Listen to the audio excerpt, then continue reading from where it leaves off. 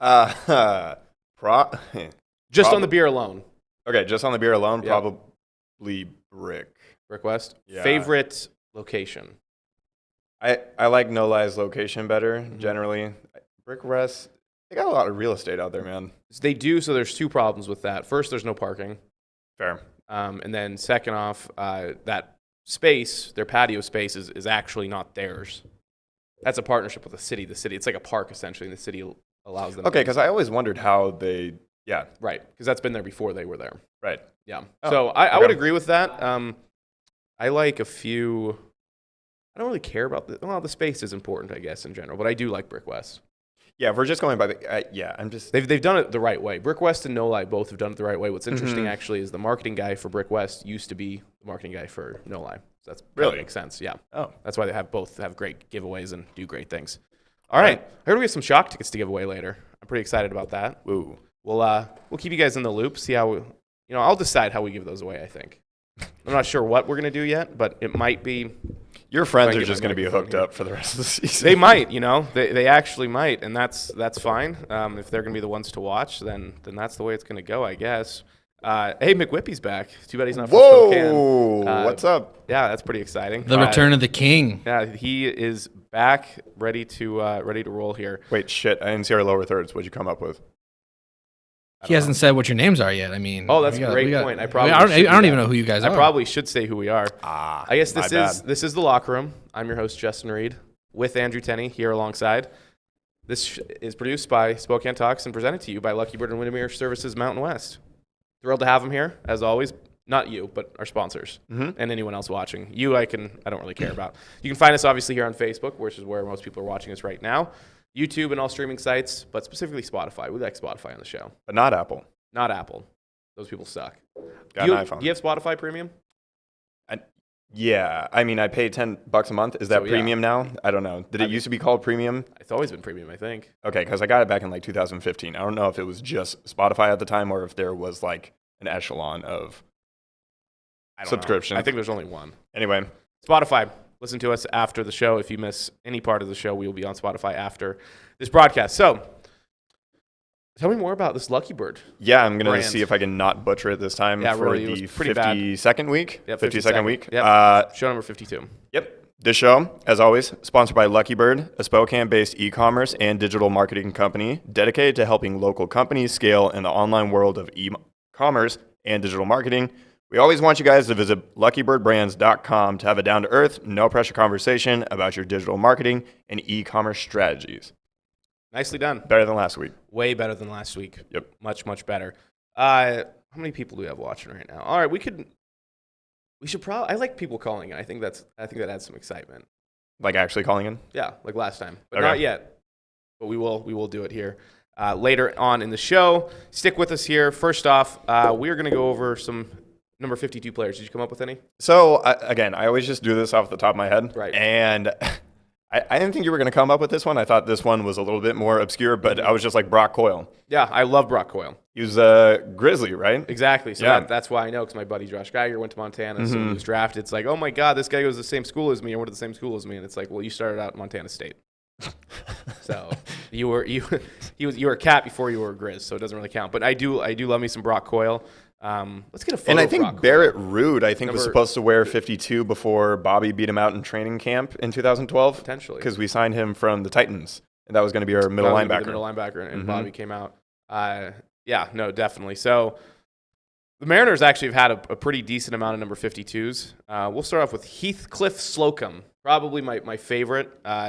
Old guy, has a the classic like baseball card look. What you're gonna when you're looking at a guy. I love me some Heathcliff Slocum.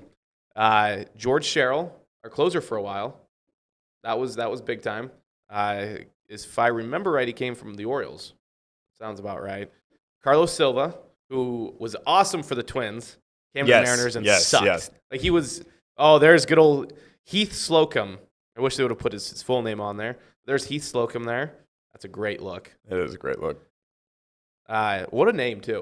Like that's probably arguably one of the top names in Mariners history. He was there for a few years. Carlos Ruiz, big Carlos Ruiz guy, catcher, only there for a few years.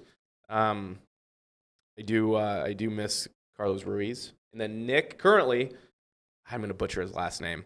Nick oh, man. I just listened to the pronunciation before the show. Nick oh, man. Margivius? Margivish? Oh, there's our boy Carlos Silva right there. He kind of looks constipated there. High quality stuff. High quality. There's George Sherrill. There we go. That's actually a nice photo. It looks awfully doctored because I don't remember his face being. Dude, looking at all these guys makes me depressed. Just seeing anybody in a Mariners uniform is just like, yeesh. Right, there's Nick. I'm sorry, Nick, for butchering your name. It's just actually, I couldn't even say your name, but I didn't even try. You know they didn't even sniff success. Yeah, no, unfortunately. Wow. That's awesome, though. All right, well, as the description shows, Seattle Kraken now have a team.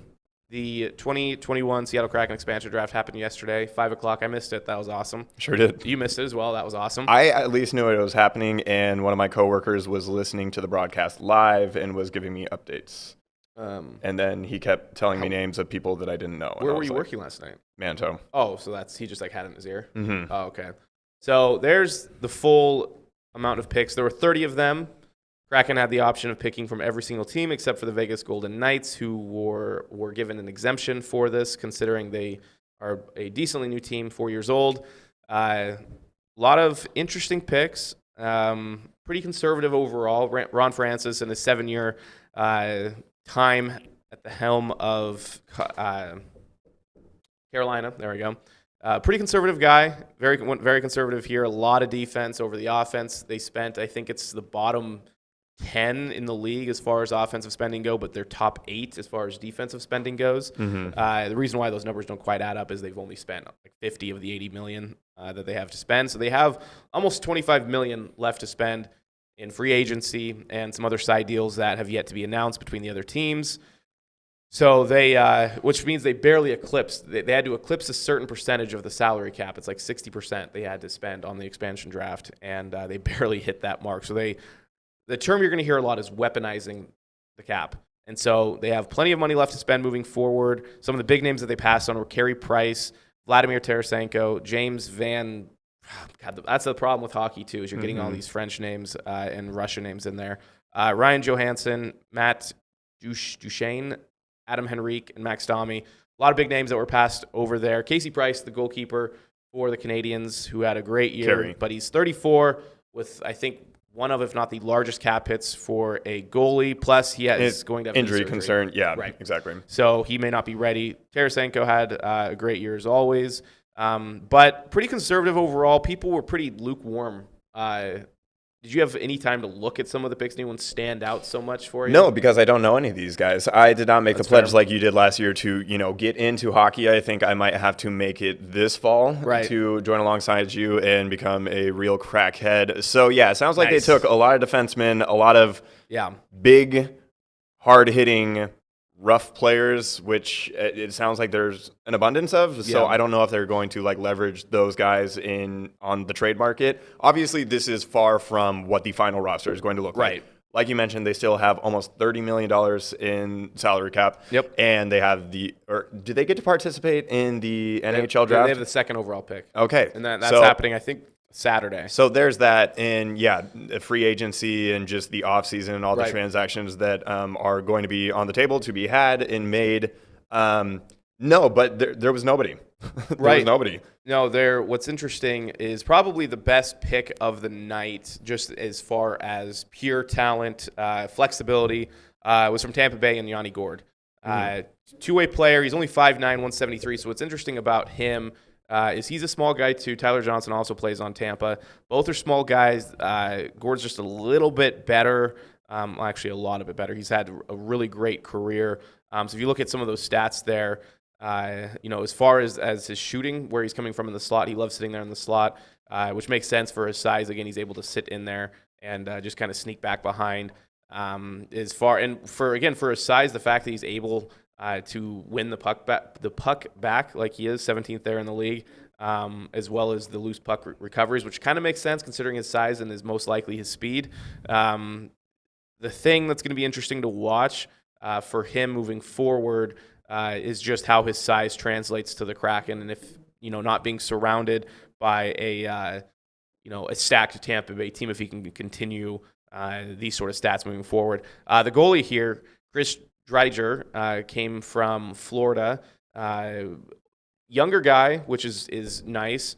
He wasn't the starter per se, but he came back and forth, had a very impressive, if you can see some of those stats there, goals against average, a save percentage, both of which are upper echelon in the league. Really good stats. Here, as you can see, he had the best save percentage of the goalies available to the Seattle expansion draft, and he's 21-9-4 in his 38 regular season games that he started. Will instantly step in and become Seattle's starting goalie, also on a pretty cap-friendly deal, which is nice to see because, again, if you're looking forward and just the flexibility to be able to weaponize the cap, like Ron Francis has said, is important. He just has, again, though, he only has 38 career NHL starts, but he essentially was going to be the starter for Florida moving forward. They just couldn't protect him. And so that was nice to see for Seattle. You kind of build. It seems like the NHL really likes to build from the back front, which is kind of different in a lot of leagues. Scoring is up for sure. But in the NHL, the defense is still key. Something pretty well happened in Seattle last time they focused on defense, so that was nice to see. Let's go ahead and toss that other pick up there. Jordan Eberle there is an offensive guy. This is a pure offensive guy. 5'11", 187, 31 years old, kind of right in that sweet spot of the prime, even in hockey. He does have a decently high cap hit for being $31.5 million through 2024, but he should be on the first line for Seattle. New York had a couple guys you were able to pick here. But there in New York, head coach Barry Trotz's just kind of strategy was very defensive heavy. And so now moving forward, we'll see if Jordan Eberle can kind of wake up in a potentially a little bit more aggressive offense. Obviously we have no idea what Seattle's going to try out there on the first game of the season. We had one more pick that we were going to toss up there, right? Oh, right, of course. How could I forget Mark Giordano? 37 years old, instantly becomes the Seattle Kraken captain. This is a guy you don't want to mess with. He will instantly kind of toughen this team up, will also kind of act as the old man in the room. At 37, he's definitely kind of on the tail end of his career, but he can still play, which is really nice to see. 9 goals in 56 games last year, and there is only 1 year left on his deal. So moving forward, to have that flexibility of being able to move on once he kind of, give some of that knowledge to this Kraken team, which is definitely young. That's why they're able to save so much money. They have a lot of young guys running around. But one that was very obvious to pick from the Flames. Pretty much everybody mocked him going to Seattle. So what was interesting, he's never been drafted before. He was an undrafted guy. Wow. So this was the first time. Thanks for drafting me. Yeah, thanks for drafting me finally. So, it was pretty exciting, actually. We have some video here of some of the picks. They were done all over Seattle. Space Needle, Pike's Place. I think they did one at Climate Pledge. I mean, they were all over the place. Multiple Seattle stars, Kyle Lewis, Marchand. They all had some picks to announce. We'll play a couple videos here of some of the picks because it's pretty interesting stuff. It's nice to see them really utilizing the Seattle flair. Oh, wow. Oh, are you serious? Yeah, that's Macklemore, man. Wow, that doesn't even look like old Macklemore. Oh, I saw that guy. Oh my God. That looks like Central America infused Macklemore. I told you it doesn't look anything like you remember him. So this is, of course, the classic. Whoa. If you're going to do something in Seattle, you got to do Pike's Place for sure. Yeah, of course. They still have more fish, which again, I guess makes sense considering a Kraken is a fish in some regard, right? On Monday, the Bachelorette tried to replicate Pike's Place Market. Yeah, isn't she from Washington? Yeah, she's from Renton. That's unfortunate. Yeah. Who wants to be from Renton? Not her, so she says Seattle. That's fair. So pretty cool. I'll probably go back and watch most of that broadcast because that was something I did really want to watch, but I was unable to, unfortunately. So essentially now, as we mentioned, first-year player draft will be on Saturday. Seattle has the second overall pick. Free agency opens in some regard, I think, on Sunday, and there will be plenty of time for Seattle to bolster their offense. Their defense appears pretty well set. It's their offense, their centers, and their wings, but specifically their centers that are actually having some problems as far as depth. So, that's the Kraken for you. Feel like you know the team?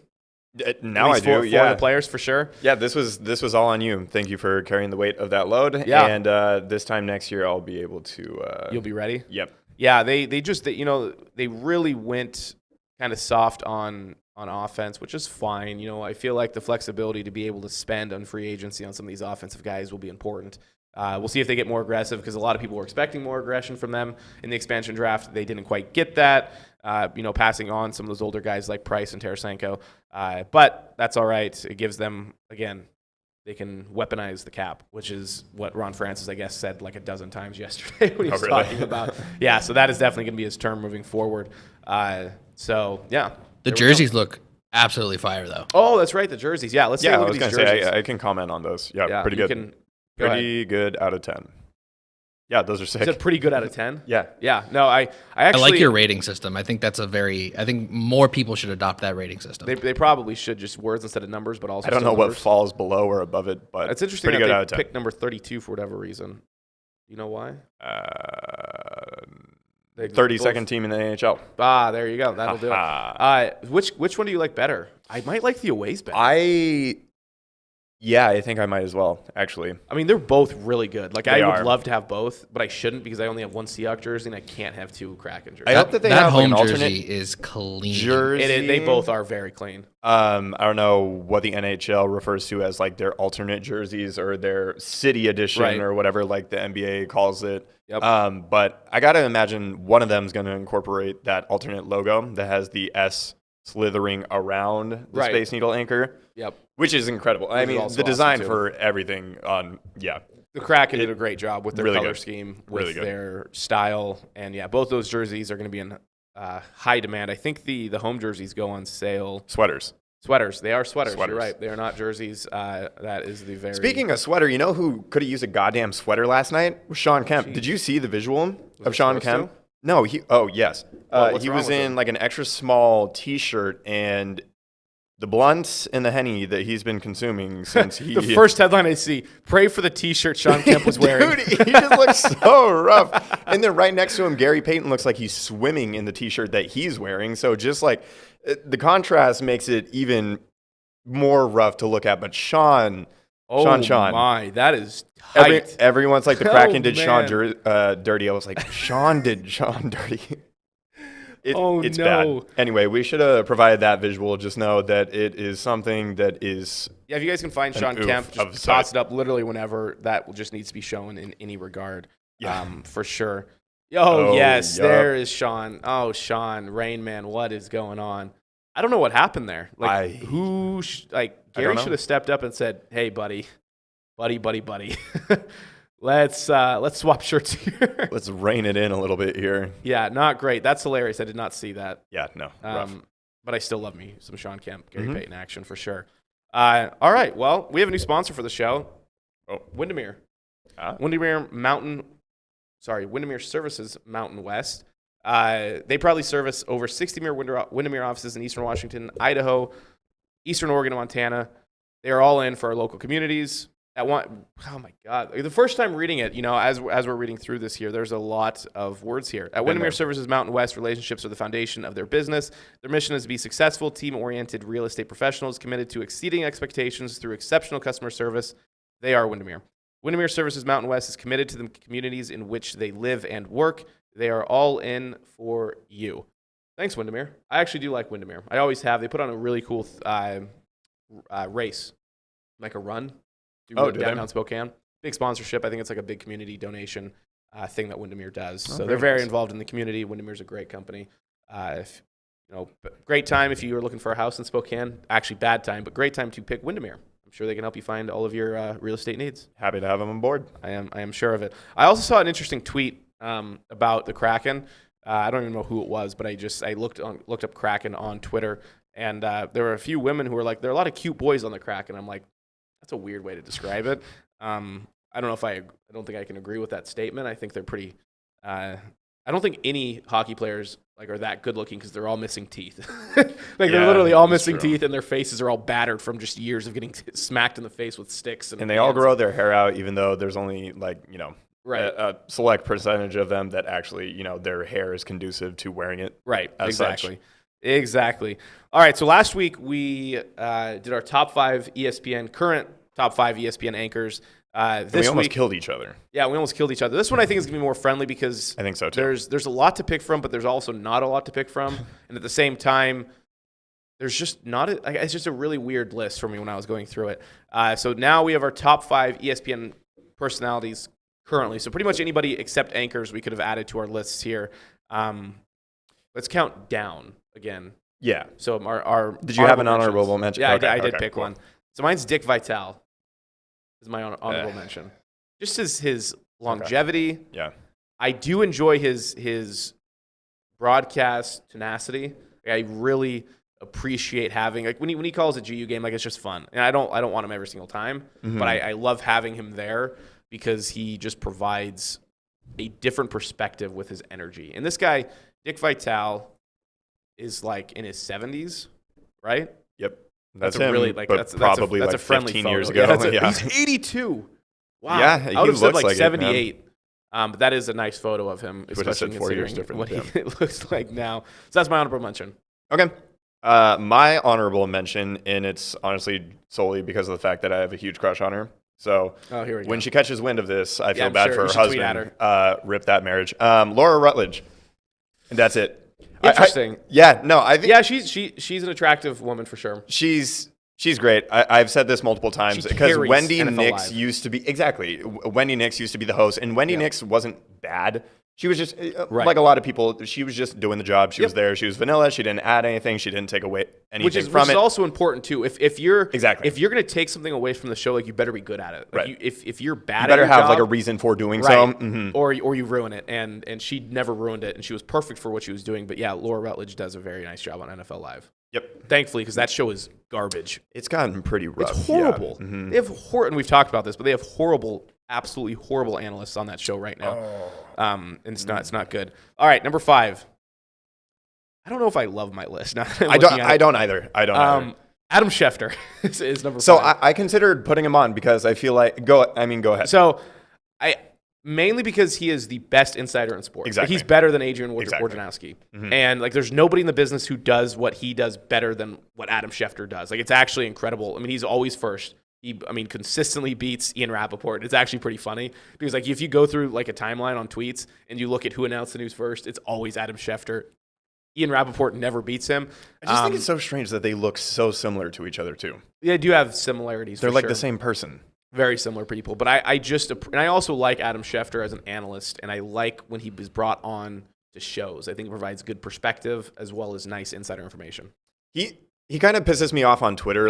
I've kind of He also needs to stop tweeting about other sports. That drives me crazy. It's he'll retweet Adrian Wojnarowski and say add some analysis. Stick to football. Well, somebody will break something and then he'll quote tweet broken news and then add a very unimportant and worthless, unrelevant little fact to 100%. it. So that and then he'll follow it being breaking or broken by Schefter. Right. Just that little tidbit of it. And it's just dude, really? Okay. Yep. But yeah, to your point, he's the best in the game. And Yep. for that reason alone and the longevity at this point, Right. I mean, he's been around my entire life. Yep. So yeah, no. All right, number 5 for you. I don't have these.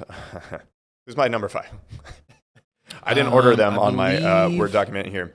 It was... Looks like you had Steve Levy as number 5. Yeah, Steve Levy, because I felt That's so okay, bad right, about leaving him off. Fair. I also almost put him on because of that as well. Last week's list, but he did the XFL. He's now doing Monday Night Countdown. He's always doing Levy's Lounge with Barry Melrose. Yep. Which I'm excited to watch more of. He's He's just one of the OGs left in the game, and he's got a lot of versatility, and he really just brings a calm and just, sort of presence, and he knows what he's doing, and he does it all very well. And yeah. Versatility alone, if a guy can do it all and not be annoying, then you're good. Mm-hmm. You're good at what you do. That's fair. I do like that one. My number 4, SUSIE Colbert. Ooh, interesting. Yeah, I picked a nice sideline reporter, or actually OG sideline reporter. Now she is kind of a host. No, she is a host. She took over for Stuart Scott on Monday Night Countdown when he passed. Yep, and I just remember her being on ESPN football games. She was a sideline reporter on ESPN football. I always just had that connection between the video game, the sports world, and I think I really like her in every role she's ever been in. which is saying something because there's a lot of people who jump, again, kind of like we were talking about, who jump from one thing to another and they're horrible. Mm-hmm. You know, a really good example of that is Michelle Beadle. Like, I loved her on Sports Nation. Like, she killed it on Sports Nation for a long time, and now she's jumped around, and I can't stand her. Yep. So, yeah, SUSIE made my list there. Okay. Another man of many trades is number 4 on my list, and that's Rhys Davis. Rhys was close to my list, too. I really like Rhys Davis. Yeah. I pretty much everything that I said and we talked about with Steve Levy, additionally applicable Swiss Army to... knife. Yeah, exactly.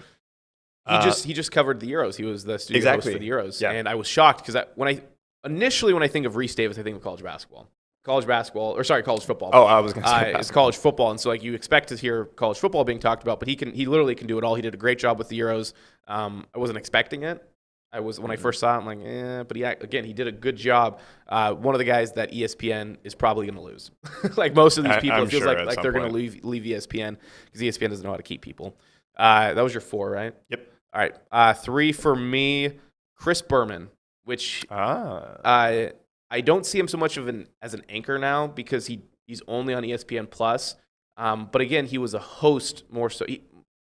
He anchored before he became a host. He was host of NFL Live, NFL Countdown, or NFL Countdown, not Live. Yeah, because he had Tom Jackson. Yep. And Keyshawn at the later time there, as you can see. I just love his personality. I love the sounds he makes. I think it's hilarious. No one's more original. Yeah, no his one onomatopoeia, his the things that he would shout and shriek, just randomly. Like, and it took a life of its own, and everybody knows his voice too. So like, if you're watching a highlight reel and Chris Berman's voice comes on, like you know who it is. Young Schwam. Yeah, he's been there forever. He's done it. He knows how to do it well. ESPN kind of cut him back a little bit, which is very surprising to me. Must have been a money thing, I guess. I don't know. But Chris Berman will forever be in my heart. And he's got a legendary video of just roasting and eviscerating the production people, either going into or coming out of a TV break. So when you got one of those on your resume, you're golden. Yeah, pretty good. Well, yeah. Look at Bill O'Reilly. Exactly. You instantly become a star. Yep. So I'll save us a little time here. Chris Berman, I had him at number 1, actually. So there's a little overlap there. Yeah. And I just think his legacy and everything that he's brought to football, and again, like, he is synonymous with the NFL. Yeah. And I mean, nobody does. Scott Van Pelt actually does like a pretty good Berman impersonation, but when you have a lot of people trying to do what you do and emulate it and do it very badly, that's a sign of respect. 3. I don't know why he's not on more, and I kind of wish they would utilize him in more facets and on broadcast, not so much just like studio SportsCenter shows. Tim Legler. Tim Legler is by far the best NBA analyst that ESPN has. It's not even close. And what he can do on an iPad, unrivaled, unparalleled. And I learn so much every single time that he's on the screen. He just nails, dude. I don't know. I can't praise this guy enough. I just wish that they actually used him more and that he was, I don't know. He slept on, honestly. Nobody talks about Tim Legler. Was that your 3? 3. Okay, that's right, because then you're 1. Okay. I don't have a ton of opinions on Legler besides the fact, which is a good thing, I think. Mm-hmm. If I don't have opinions on them, it means that they just do their job. They do it well. But I would agree that his analysis. Well, no one's kind of like usurped him in his role because he's been at ESPN doing what he does for a long time. And usually, I mean, over the course of 10 years, you kind of see a little bit of turnover. You see implementation of some other people, some young bucks. Yep. And he's stayed the course and he's been there and he's been a stalwart. And pay attention next time he's on the screen. Right. Good call there. Number 2 here. This is I don't think this is going to go over well. It might. We'll see. Mel Kiper Jr. I love Mel Kiper Jr. for multiple reasons. Todd. Yeah, exactly. The longevity is there. The aggressiveness is there. I love when he and Todd McShay argue. Yep. But that's a hard job. That's a thankless job to be it really is. In his position. Especially when he started. Oh, yeah. Yeah. And nowadays, luckily, there's a lot of people who do it, so he's not the only one who's wrong. But that's a hard job to do. Everybody's roasting you consistently. Mm-hmm. You know, you have during the drafts, his top 5 available are always there. Like, and then all of a sudden they're there. It's like, who is this guy? Is he an idiot? But that's a hard job. I enjoy his personality, I think.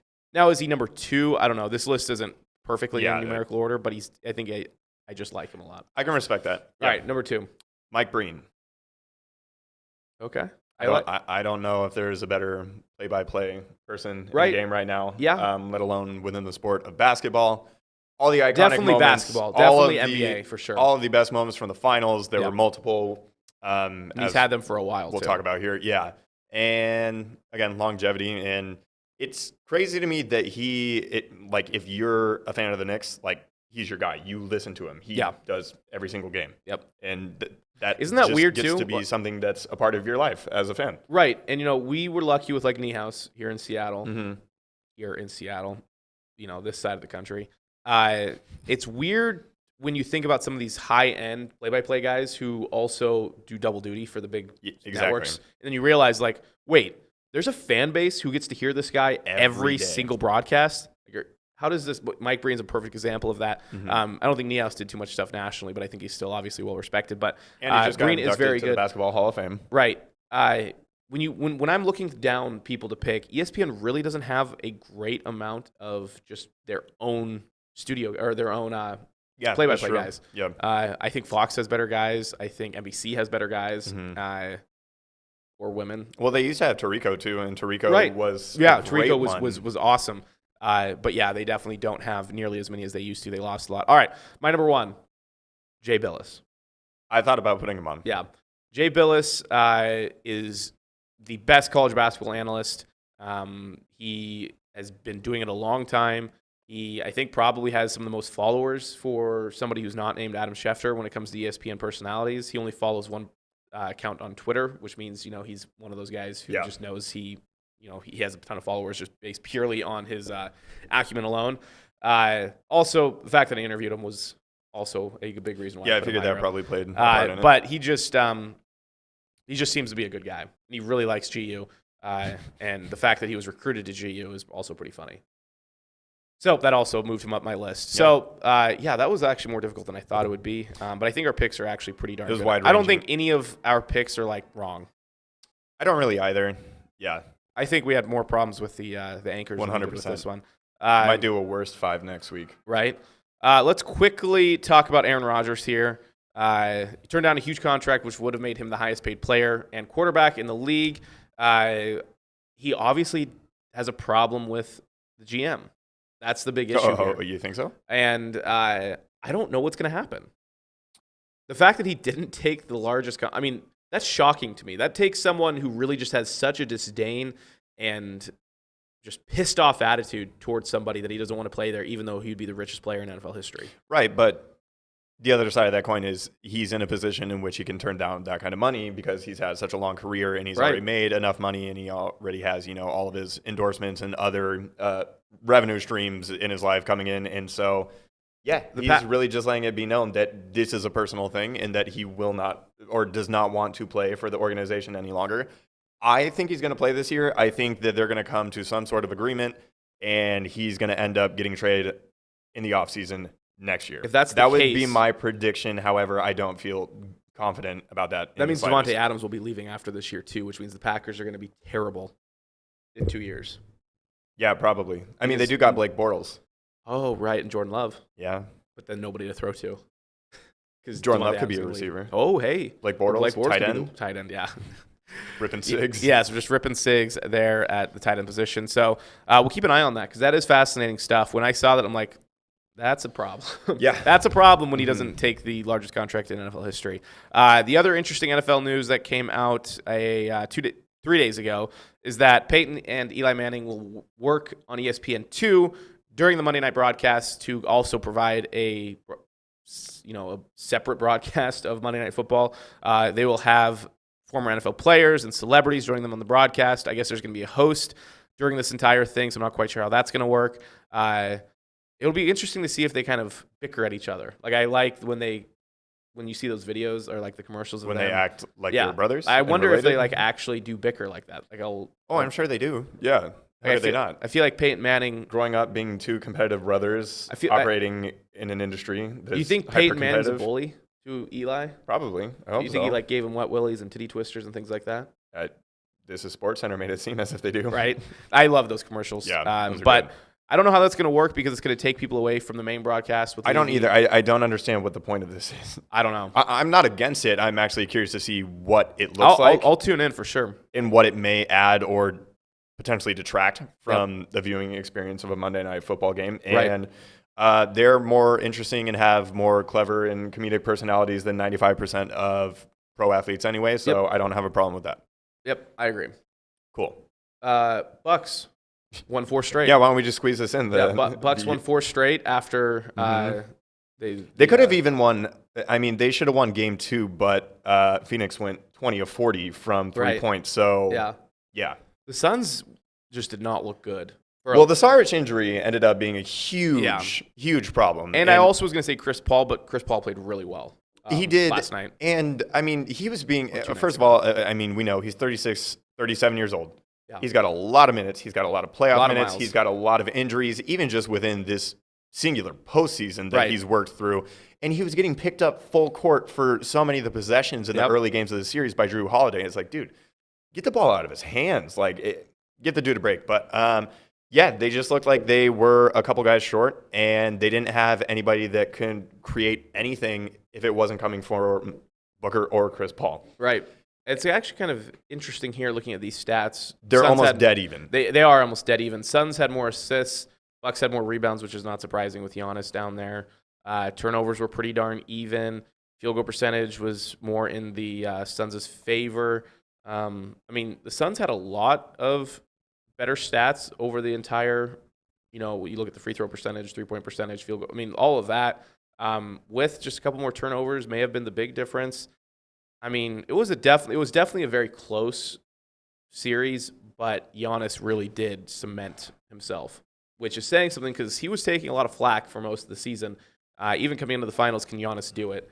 And he answered that with a 50-point performance in Game 6. Yeah, he did. And this was legendary stuff. This is one of the best, accumulations of a finals performance ever. Yep. And he, in almost every game, he had an iconic play. It was, the block of the alley-oop on Ayton, and then it was Jrue stealing the ball away from Devin Booker, and then in transition throwing a risky oop to Giannis, which he was able to, actually throw down while simultaneously getting pushed in the back by Chris Paul. Yep. And then he comes out in Game 6, and they're down, and they're not playing that well, and nobody is there to help him. Jrue was shooting like Jrue has shot for the majority of the postseason. Right. Obviously, his defense is – Jrue Holiday had the best plus-minus rating out of any single player this entire postseason.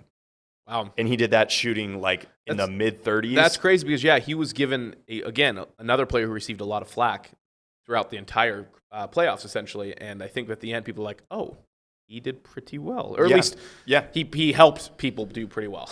Well, he played his role very, very well. Yeah. And there was that one Game 5 where he showed up. But Chris Middleton didn't play well in this game either. He did hit a very timely jumper to kind of put the game away at the end after having a pretty baffling turnover just a couple of possessions before that. And Giannis kind of realized, I don't know, I'd say like Game 2, Game 3, that he figured Ayton out and realized, hey, nobody on this floor can stop me. I'm bigger, stronger, more athletic than anybody else out here. Yeah. I don't want to detract from Giannis because, first of all, there's not a more likable superstar in the NBA. He is the antithesis of what you have a problem with in the NBA. What I also, have a problem with is the kind of diva, the Hollywood mentality that most of these players fall into, especially in 2021. And he's the exact opposite of that. Oh, yeah. And for that reason, and just like his story is an incredible one.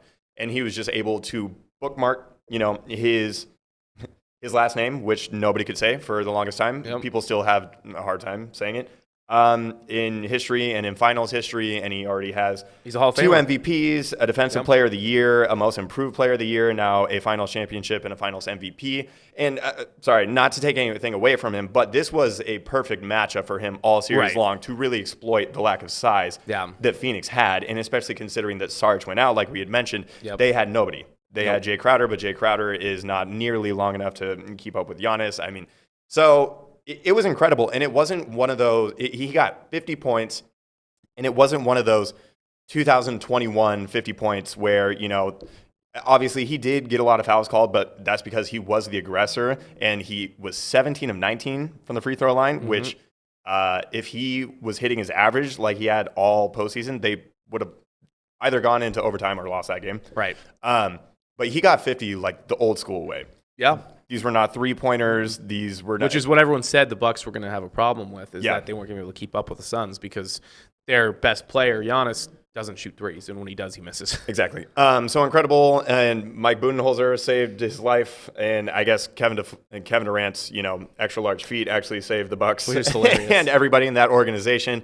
And on the flip side, Chris Paul's never going to get a ring. This was his best chance. It was a really good story all season long and all postseason, and I'm sure the Suns will be back in competitive, but just with the parity of the West, and we still don't know what the offseason is going to hold and what the teams in the West are going to look like going into next season.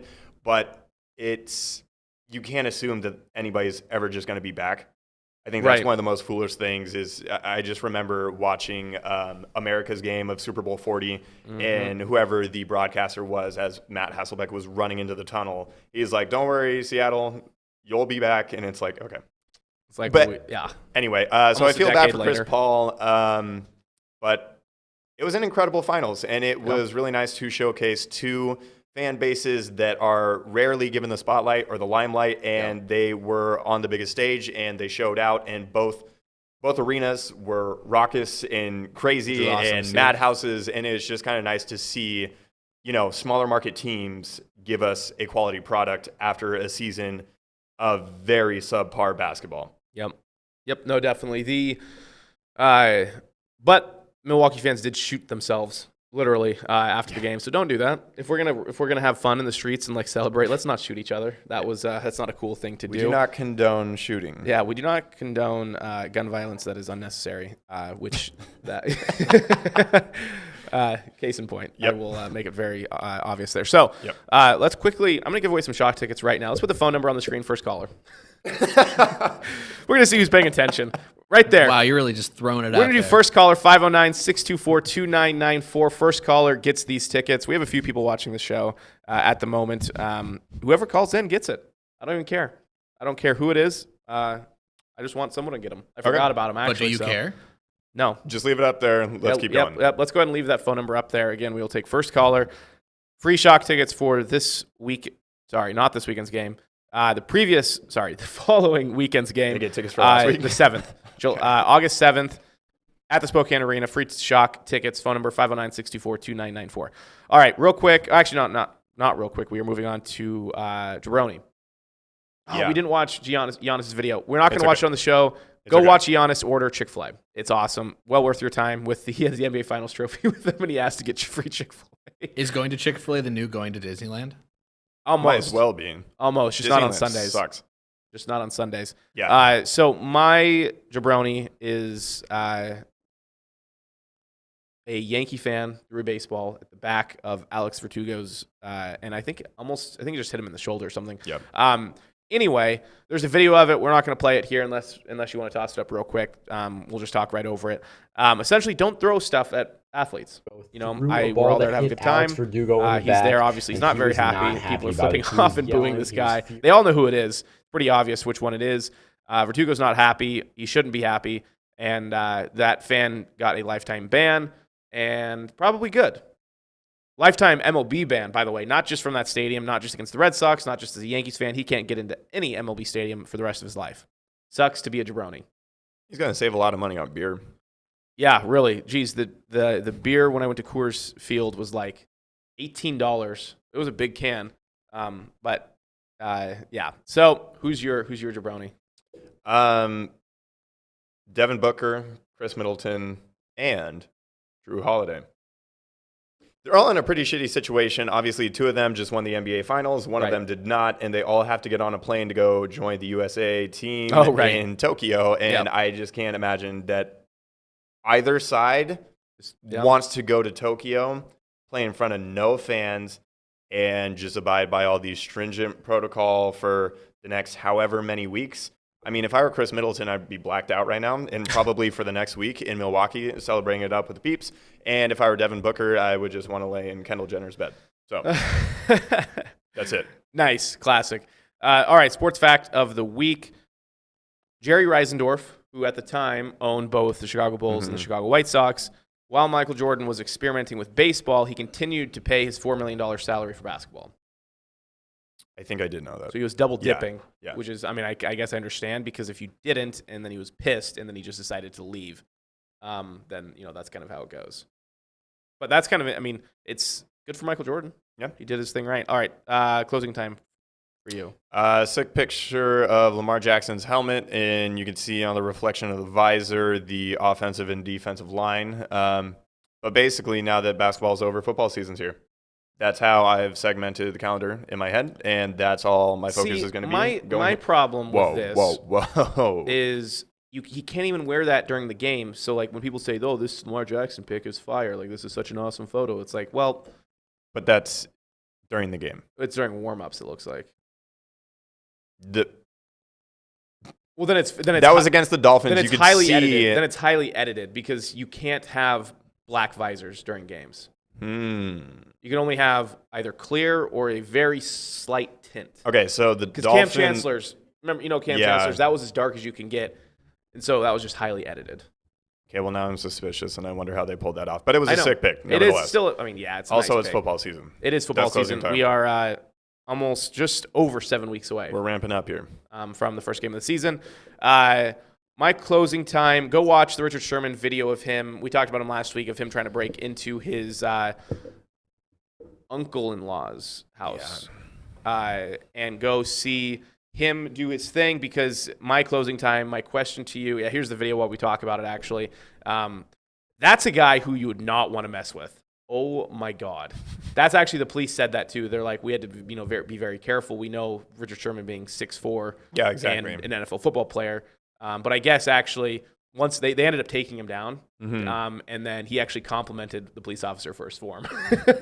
Like he was like kind of mad when they first were like taking him down, but then when he was sitting in the police car, he was laughing and saying like, "Hey, dude, like that was a sweet tackle." You think that was before or after he told him he was going to kill himself? Probably after. But so my question to you is, do you think the Seattle Seahawks should still sign Richard Sherman if they were given the opportunity? I mean, to be honest, even before this, I don't think they really should have. They got a lot of cornerbacks on the depth chart or on the roster right now, and there are at least like 3 to 4 of them that actually have some decent upside, and that I know the organization and the coaching staff actually have, high promise, or they like the potential there in that room. And then he's also going to come with a number, and I don't know. I feel like it's going to be more troubling than it's worth to try to re-insinuate him into Seattle. I think if he gets the right help, he could provide a certain veteran leadership, but also be a mentor for other NFL players who are probably and most likely going through other similar circumstances. Yeah, I just don't think that he thinks he's at that point in his career yet.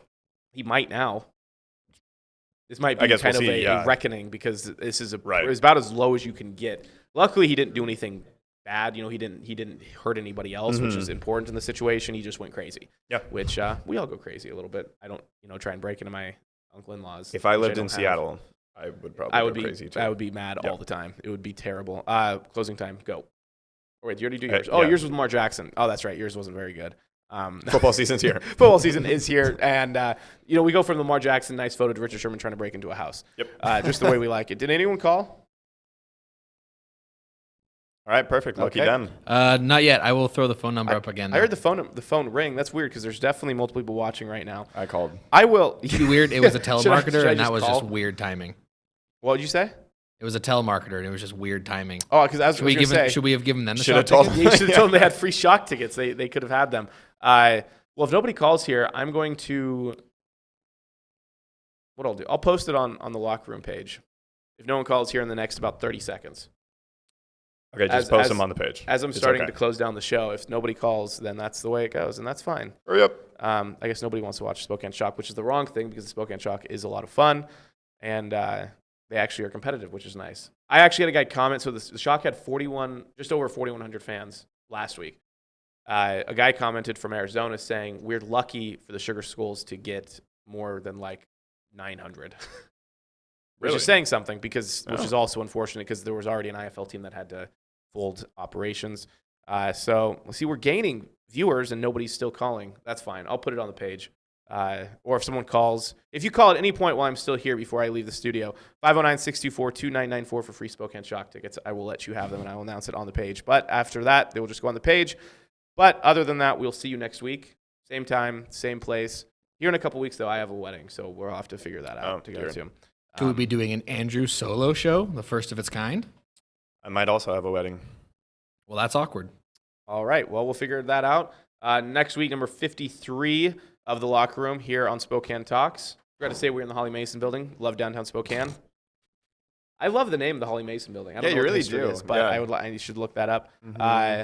We will see you here again next week. Thanks for stopping by. Have a great weekend, and we will talk to you next week. Thanks for watching The Locker Room on Spokane Talks. Check us out on Facebook as well as our other platforms.